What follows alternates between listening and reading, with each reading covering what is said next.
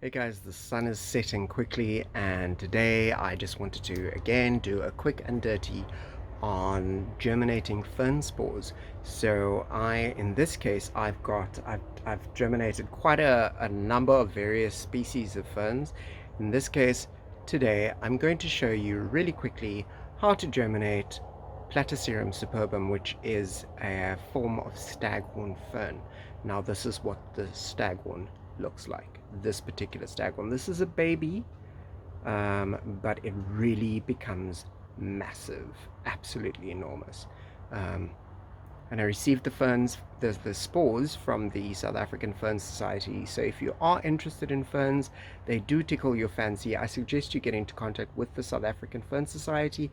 I will put a link in the description or the details in the description below so you can get into contact with them. Fantastic bunch of people and just a wealth of knowledge if you don't or haven't, you love ferns and you haven't ever tried or thought about really growing them from seed. So here goes. Follow me. Platycerum superbum. This is a baby, as I've mentioned. Okay, so this is a very tiny plant. It's in the hothouse.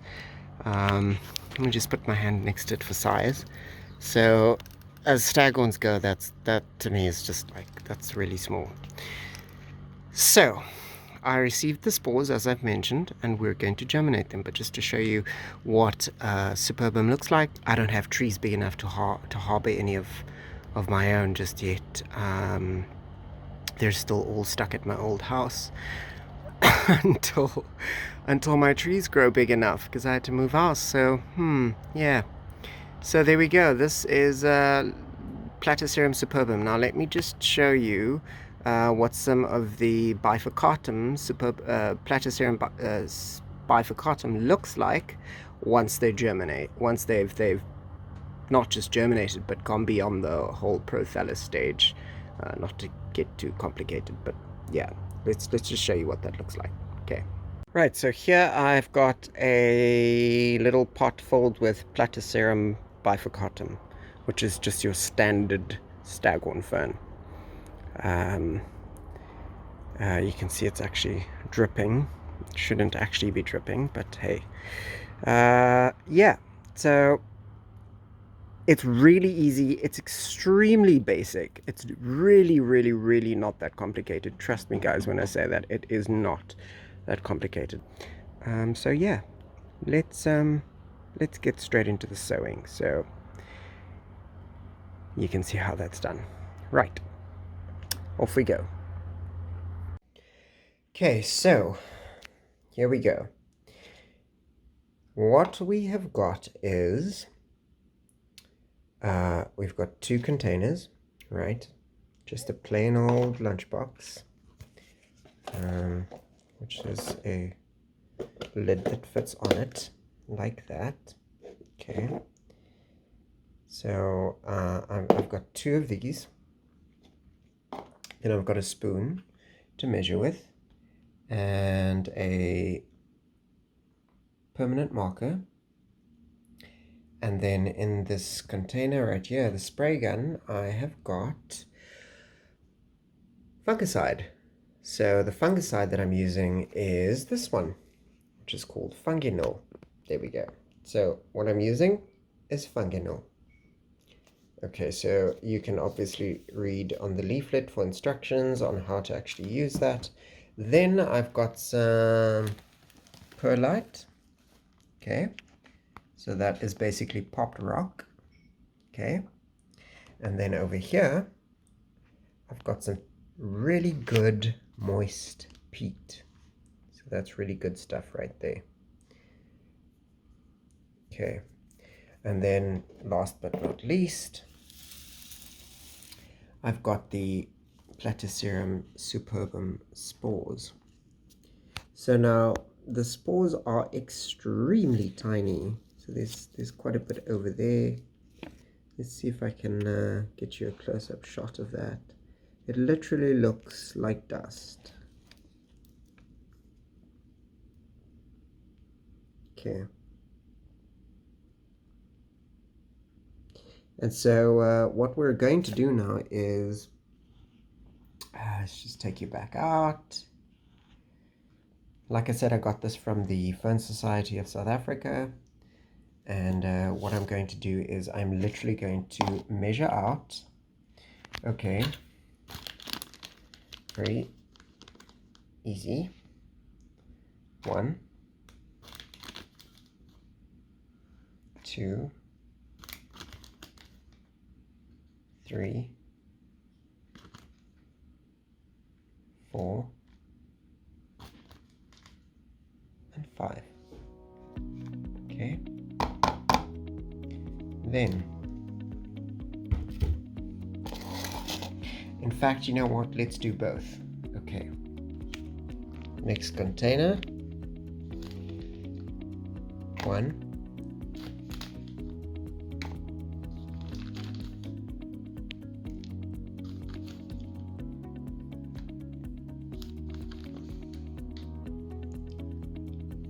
Okay, this you can see is already damp, right? The peat moss is already damp. This is Slovakian peat moss.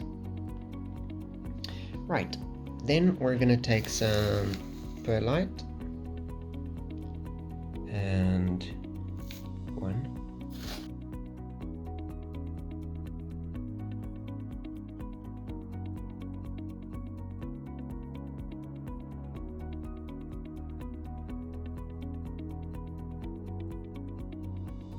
So now I've basically measured them equal parts, okay? And then what I'm going to do is I'm literally just going to mix it up, get it nice and thoroughly mixed together. You can sometimes use a bit more perlite than this instead of using a 50-50 mix.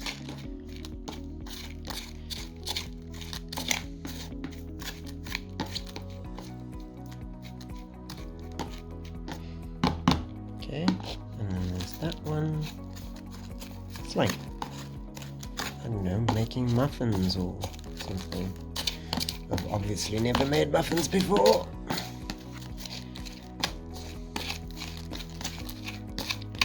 Right. Then I'll just even it out. And that one too. And now what I'm going to do is I'm going to take my funginol solution. Let's just move the spores out of the way for safety. And then I'm just just gonna liberally kind of spray a little bit on the walls. Be careful because you don't want to inhale the stuff. And since it already is damp, I'm not going to soak this medium, because you'll see what we're going to do now is just a couple of sprays per container.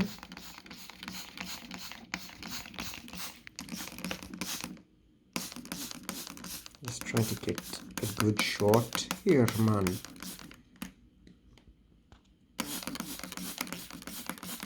Okay, and then I'll also spray the inside of the lids. Just a little bit.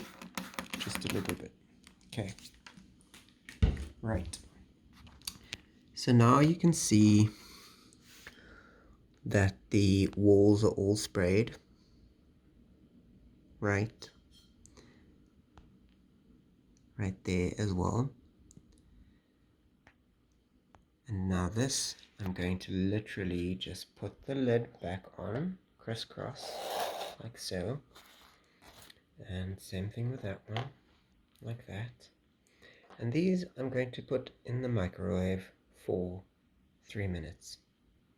Okay, before we sow the spores. So there you go. That's one part complete. Now, I'll see you back here after 3 minutes of nuking in the microwave. And this basically will kill all of the bacteria and things that the fungicide may miss. You don't have to use fungicide the first time around. It's actually better to use just plain boiled cooled water. That's what I like to use, I suppose, my neurosis. and then you can use the fungicide afterward. But yeah, I left my other bottle at the nursery, so just got to use what I've got. Okay, cool. Let's come back. 3 minutes later, and you can actually see the medium steaming. Okay. So now, what we're going to do is, it has now been in the microwave for about 3 minutes. And what I'm going to do now is I'm going to re-moisten the medium with the fungicide. Careful not to inhale the fumes, okay, because you don't want that. So again, since it was damp, it has dried out a little bit now. I'm just going to dampen it. And just make sure I try and get the fungicide everywhere. You can see the nice big chunks of perlite on the top. It's nicely mixed together. Okay, now all we're going to do is grab some of the spores. Now you could use a brush to do this, but I'm literally just going to try and, let's just see, sorry, if I could just get this in there. So there are the spores, okay, and we're going to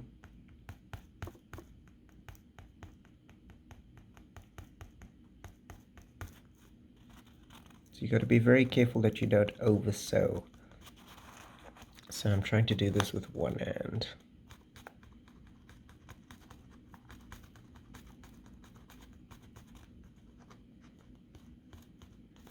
Now you may wonder, you know, since you've microwaved it, will it actually be too strong, like too hot for the spores? Will it kill the spores? No, it will not, because you've just sprayed it with cool fungicide water, and that will ensure that the medium is already being cooled, and you can now begin to see the brown powder, which are all spores, just kind of being scattered in there. And then we're going to do the same for the next container. Let's just move the fungicide aside, and quite a bit of spore, so thanks a lot to Johan for the spores.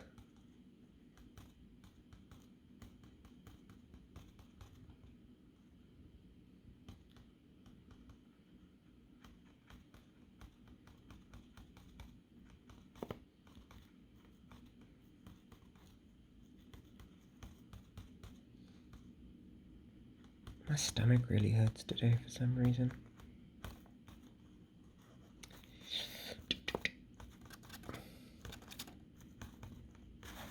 Okay, and I think, look, there's still quite a bit there, so I think what I'm going to do is just try and spread it evenly everywhere, and then I'm going to share some with someone. So I'm going to hang on to the rest of it. I'm not going to sow everything into these 2 containers. This is already plenty of ferns right there. So there we go, and there we go. And now your last action will be to just kind of spray it a little bit more. You want to have it make contact and wash over and in between and onto the growing medium. You don't want to wash it completely down into the soil, so careful not to be too heavy-handed with this spraying action. Okay, you still want to see the brown, but you still want to get the medium nice and damp.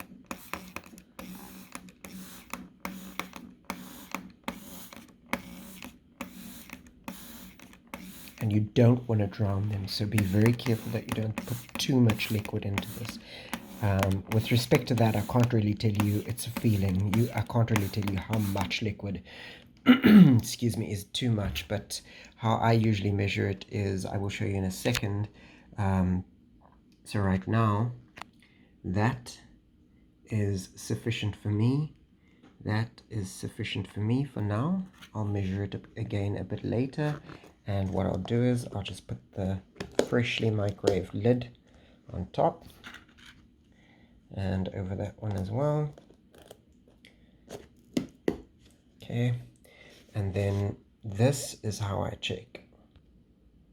So I look at the bottom of the actual container and I'll see there's quite a bit of moisture there all the way through.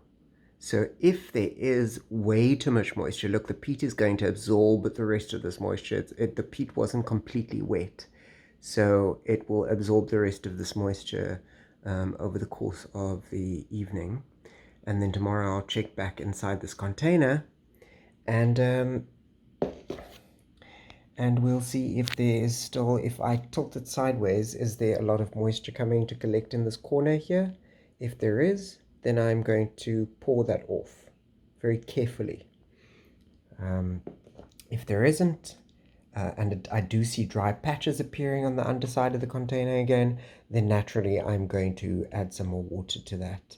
But for now, this is pretty much it. So now all we do is we're going to write the name Platycerum superbum along the side wall, like so. Ta-da! All labeled, all good. Snap shut, completely sealed, and ready to go onto a hotbed. So I'm going to keep it at, let me see, what is it now? It's above 20 degrees Celsius. Right now, I think I'm sitting at about 25 degrees Celsius. So that's where I'm going to keep the temperature at consistently until you do not open this container. Okay, so let's just run through care of this actual container. You do not open this container for anything until you see ferns inside this container or green. You do not open this container up. If you do, you will risk the spores being exposed to fungus from outside this container. So you don't want that to happen. All you do is you put it on a heating mat or in a very bright position out of direct sunlight, and keep it above 20 degrees. And then you should be good. I'd say not just 20 degrees, I'd say at least 23 degrees. And then you should be good. And then just give it a good couple of months. So that's it. Okay guys, so I just thought of a few things that I did not mention in the video, which I think are important to mention. So what I will say is, number one, very important, is keep everything sanitized.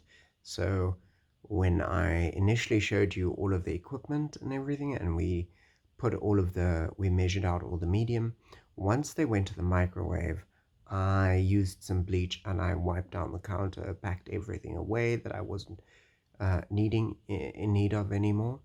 And then when they came out of the microwave, they were back on a clean surface. All the tools I used hot bleach water to wash and rinse all of those containers, and then the containers and the utensils, the spoon and all of that sort of stuff. And and then also, when I say do not open the container, if you need to add more water, that's okay. Just open it ever so slightly and just squirt inside. You can also continue to use fungicide inside the container should you see something going awry, coming undone. So there's that. And then you should start to see something after about, well, it depends on the species really. Bird's nest ferns I've seen after about a month, 2 months. Yeah. It also depends on the season and your temperature and your lighting and all of that. So all I'm going to say is do not open the container until you see green. It can take up to 6 months to a year for them to actually begin to really show themselves. So don't lose hope, keep the faith, and yeah, and enjoy this process, because it's incredible once they wake up and you actually get to see that you've germinated a very ancient plant, which is crazy. So that's cool. So yeah, okay, let's show you the lights, and then yeah, cool. So here you can see the spores have been put with all my other seeds. So inside this big plastic container, I've got all the other seeds, and then since there isn't any space in here, I can feel the heat on this, and then I've got a LED, blue and red spectrum. So this will ensure that these seeds will germinate. In the morning, I pretty much leave the light on. You don't have to do that. In the morning, I could open the curtain and the morning sun would come flooding in, and it wouldn't be too harsh where it would actually hurt the germination process. Okay, cool. Guys, if you like this video, please hit the like button. If you would like to subscribe to the channel, also please do that. And if you really like this video, please give us a thumbs up and let us know in the comment section what your thoughts were, if you've got comments or questions or whatever. Yeah, cool. Keep your fingers green and disco lights. I'm out. Good night.